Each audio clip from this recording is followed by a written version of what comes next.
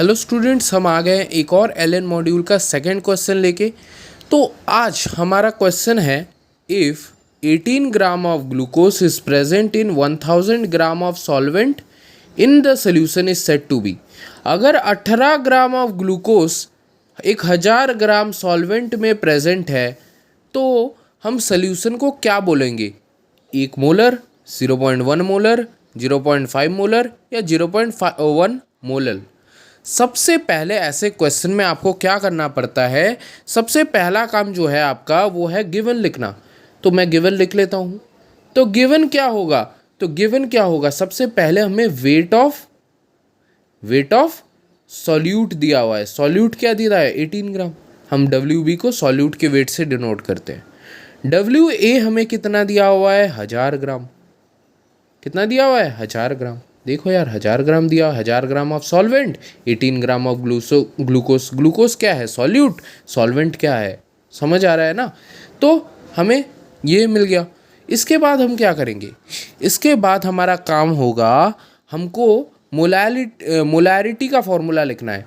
Molarity का formula लिखोगे, मुझको ये बताओ। अरे आपको वेट ऑफ सॉल्वेंट दिया हुआ है और आपको वेट ऑफ सॉल्यूट दिया हुआ है।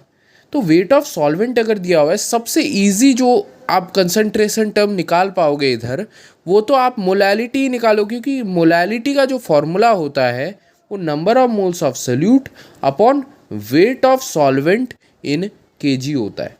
तो हमारे पास वेट ऑफ सॉल्वेंट तो पहले से ही प्रेजेंट है, तो हम पहले मोलैलिटी निकाल के ही देख लेते हैं ना। अगर नहीं हुआ तो हमें मोलैरिटी निकालना ही पड़ेगा यार। ठीक है, तो चलिए निकालते हैं। तो मोलैलिटी निकालने के लिए हमको क्या चाहिए? NB तो सबको पता है कैसे निकालते हैं। NB जो मोला number of moles of solute, कैसे निकालोगे? फॉर्मूला क्या है? Weight of solute upon molecular weight of solute. So weight of solute आपको 18 ग्राम दिया हुआ है।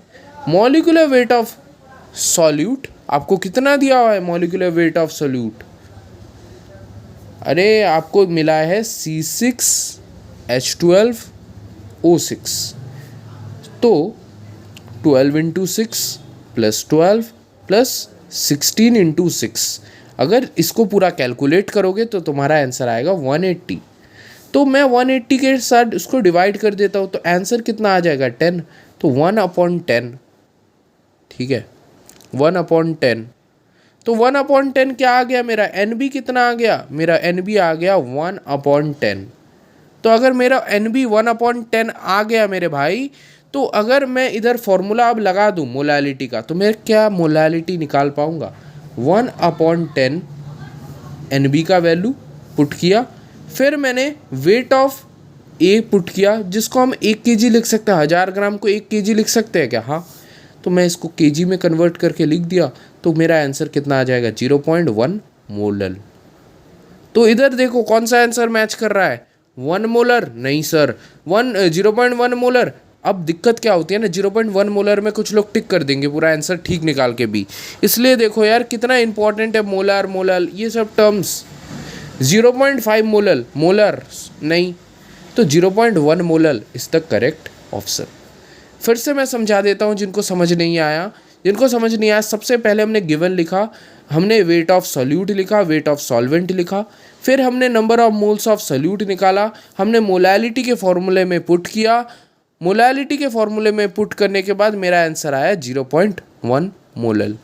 इज इट क्लियर और नॉट? ठीक है भाई, ओके, मिलते हैं नेक्स्ट क्वेश्चन।